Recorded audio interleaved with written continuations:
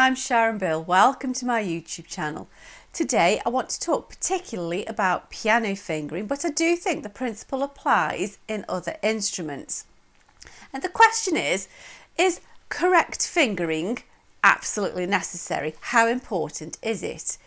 Do we really have to follow the fingering? And the answer is typically both yes and no.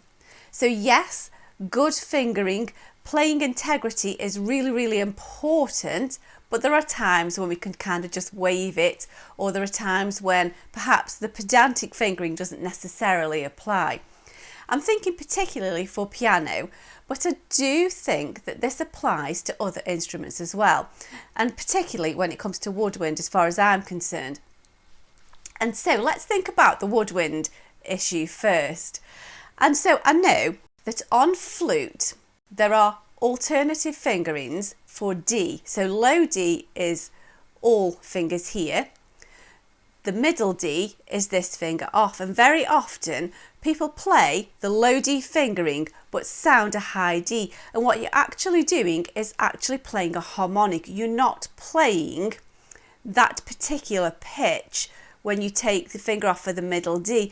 And so yes, you can kind of get away with it in the middle of a piece, but it's a very different sound. A harmonic is a different tonal quality, and so you should only really do that if the music says it wants a harmonic in it. And also we have the option of F sharp. So the low F sharp is this.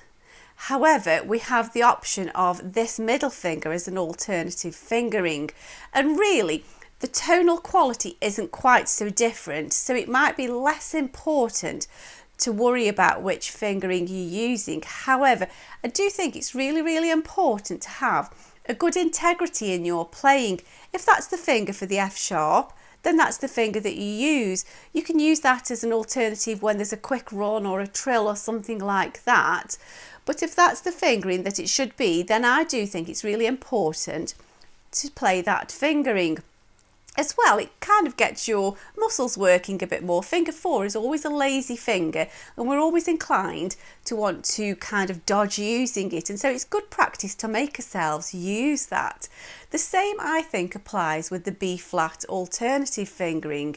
So you can just slide your thumb at the back on the flute to get the alternative B flat, but principally speaking, if you're playing a note B flat, you should play the correct fingering. The alternative fingering is only really for quick passages or for trills or something like that. So you may be able to get away with some dodgy fingering, but I don't think it's a good practice technique. It's not a good attitude to embrace, really, is it? And I've noticed since I've started playing the treble recorded that, these habits, these bad habits can slip in anywhere. And so, for example, the low B flat must have little finger, whereas the octave above does not have the little finger. And you can have the low B flat without using the little finger and just get a little bit lazy, because this little finger again is a weak finger and we want to avoid using it because it's kind of a bit lazy, really, isn't it? Yes, you could kind of dodge it, but the tonal quality of the note changes. It's not as good a sound, it's not as pure a sound, and it's also just bad practice. Why would you want to do something kind of half-heartedly? We're playing an instrument because we want to, so let's play it properly. Let's have integrity in our playing. So I think the principle remains, whatever instrument you play, good fingering is absolutely important. But now moving to my main point, it's the piano fingering. It's really important when playing any piano piece, no matter whether it's easy or tricky, it's all relative. Correct fingering, consistent fingering is always absolutely essential. There are many reasons for this, and so consistent fingering is absolutely vitally important, because if you play a piece of music with the same fingering patterns every single time, your muscle memory will get used to that progression of notes much more quickly, and you will learn the muscle memory your fingers will do that playing without your brain getting too involved after a while, if you've done the same fingering every single time. If you play a section of music with different fingering kind of on reflex, really what you're doing is you're playing a different piece every single time, and you're never going to build up that repertoire of muscle memory, and it's going to make it so much more tricky. Also, if you don't follow a sensible fingering pattern, you're going to play things in maybe a more complicated way than is necessary. So although your reflex action may get to that point and you get through the passage, it may be unnecessarily kind of clumsy in your fingering.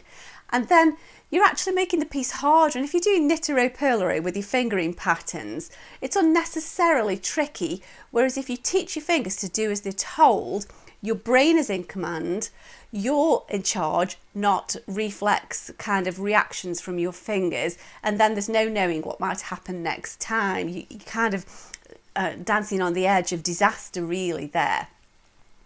And so consistent fingering is really, really important. However, it doesn't have to be necessarily the fingering pattern that is prescribed by the editors on the music.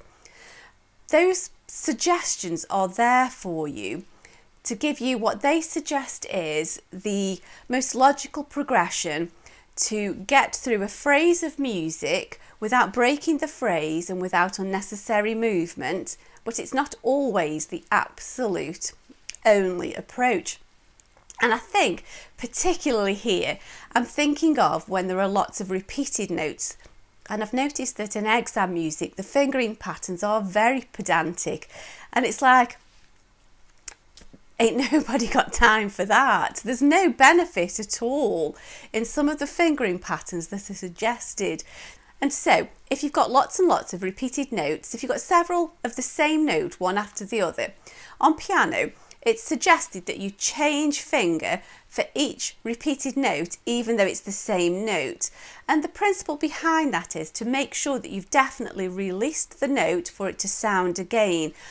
And that is absolutely essential when playing fast repeated notes, to make sure that the note is definitely resounding every single time. And that is to get absolutely correct articulation, so the note is sounding properly every single time, to make sure the key is fully released and then fully played again. And so in fast passages that is essential, and so it's a lot of hard work, but it's really, really important to make sure that that note is properly sounded and articulated.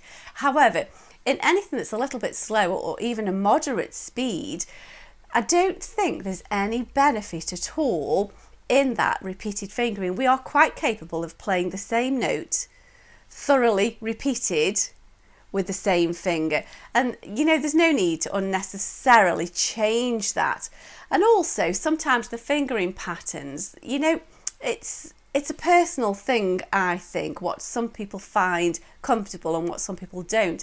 Particularly when it's chords, I much prefer to use, as far as possible, the fingering that would be appropriate for the arpeggio fingering, just because that's already in my system, and so I don't need to change anything. I've already got that pattern under my fingers. It doesn't always work out that way, but if I can, I will. By all means, when you first get a piece of music, do grab a pencil and check out to see if the fingering patterns work for you. The only thing I would say is be very careful that you don't do lots of unnecessary movement, and also don't change fingering patterns just because we've got lazy finger 4 or a lazy finger 5. So we can't change fingering patterns to be kind of slipshod in our playing. But there may be valid reasons. For example, if you've got particular problems, if you've got, arthritis or rheumatism or something in one of these fingers and it just won't stretch, you may have to just change things to suit yourself. Or it may be that certain progressions make sense to you, as this is the scale pattern, I prefer to start on this finger or that finger. However, once you've decided what that fingering pattern is going to be that works for you, and it's a sensible, logical progression, then you stick to it. The worst thing that you can do is go on reflex. So don't let your fingering patterns be an expression of a kind of a sloppy practice mentality. Take the time to establish good fingering patterns. And again, this is with whatever instrument you're playing. Get the fingering correct and then stick to it, and your playing will have a much more solid foundation. You'll be playing with integrity, you'll know that you're doing a good job, and I'm sure that that will be reflected in the standard of playing at the end when you come to perform your piece. And so fingering can be negotiated, but it's vitally important and it's a real essential part of your practice pattern. I hope that's helpful to you. Thanks for listening. Bye.